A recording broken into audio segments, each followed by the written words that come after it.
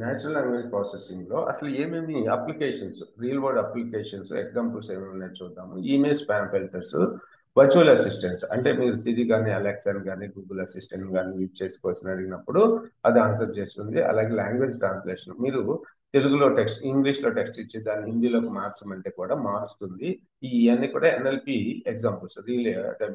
Auto correct, మీరు ఏదైనా ఒక టైప్ చేసేటప్పుడు ఆటో కరెక్షన్ కూడా, మీరు స్పెల్లింగ్ ఏదైనా రాంగ్ టైప్ చేశారు అనుకోండి, ఆటో కరెక్షన్ చేస్తుంది కదా, అది కూడా ఎన్ఎల్పి అప్లికేషనే. అలాగే సెంటిమెంట్ అనాలిసిస్ పర్పస్ ఎన్ఎల్పి బాగా యూజ్ అవుతుంది. ఒక కంపెనీ ఉంది, నైక్ కంపెనీ, వాళ్ళు ఒక పాపులర్ షూని ఒకటి డెవలప్ చేశారు, ఈ మార్కెట్ లోకి రిలీజ్ చేశారు. సో దాని యొక్క ఎనాలిసిస్, అసలు జనాలు దాని గురించి ఏమనుకుంటున్నారు అనేది వాళ్ళకి కావాల్సి ఈ ఎన్ఎల్పి యూజ్ చేసుకొని ఒక అప్లికేషన్ డెవలప్ చేశారు.